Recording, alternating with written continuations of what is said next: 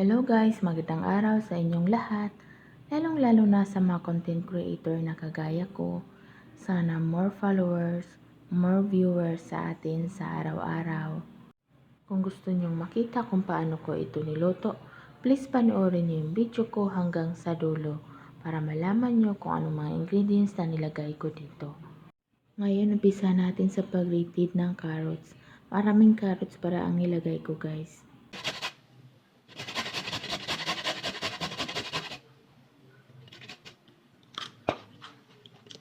Yung matapos ko na nga i-grated yung carrots, sinunod ko naman yung 1 kilo natin giniling. Tapos sinabay ko na yung sibuyas dahon.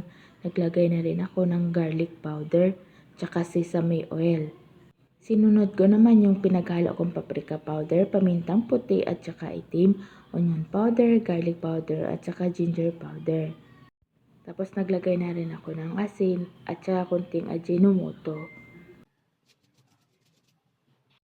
Pagdating naman sa itlog guys, binutasan ko lang siya ng maliit. Dahil dyan natin ilagay ang ating giniling mamaya.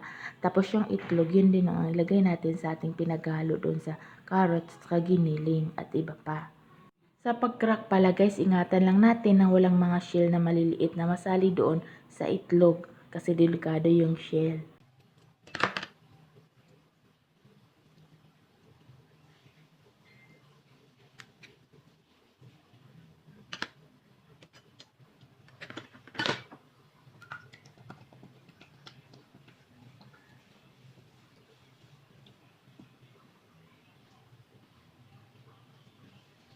Nang tapos ko na nga na-crack lahat ng itlog, haluin na lang natin to ng haluin.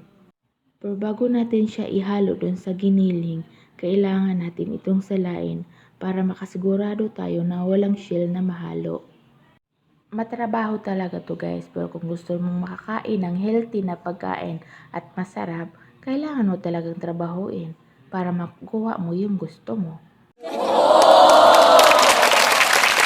Yun naman talaga ang totoo, 'di ba guys? Kailangan nating trabahuin bago natin makuha yung gusto natin.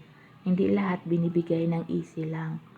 Tapos ayan na, pinaghalo-halo ko na siya hanggang sa makombine lahat ng ingredients. Para makasigurado tayo na makatayo ang ating itlog, ilagay natin siya dun sa lagayan ng itlog.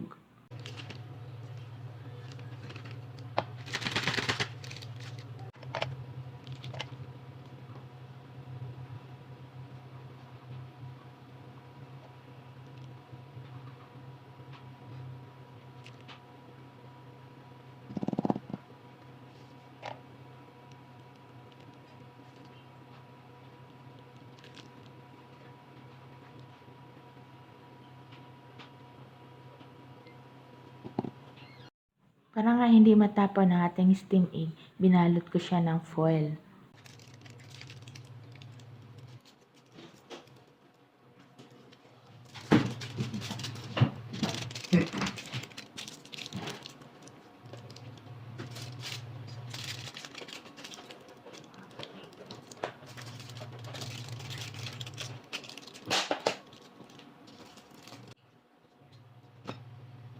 Sa pag-steam pala nito guys, 30 minutes lang.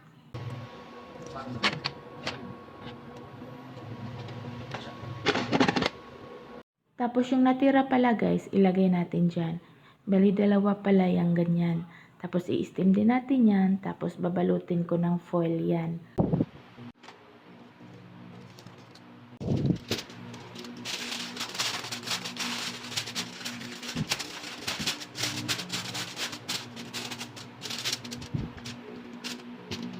Habang naka-steam ang ating giniling guys, gawa naman tayo ng sauce. Una, naglagay ako ng tubig na may tuyo at saka ketchup. Naglagay na rin ako ng asukal, tapos konting suka.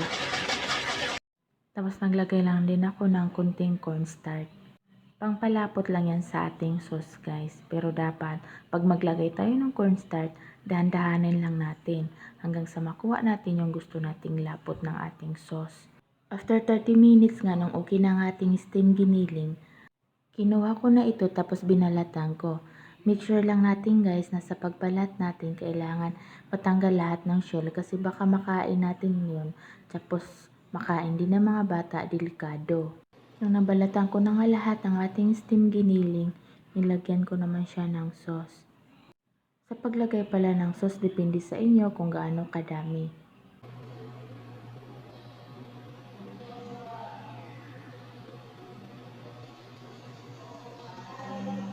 Thank you pala guys sa walang sawang panonood sa aking video at sa paparating pang mga video ko.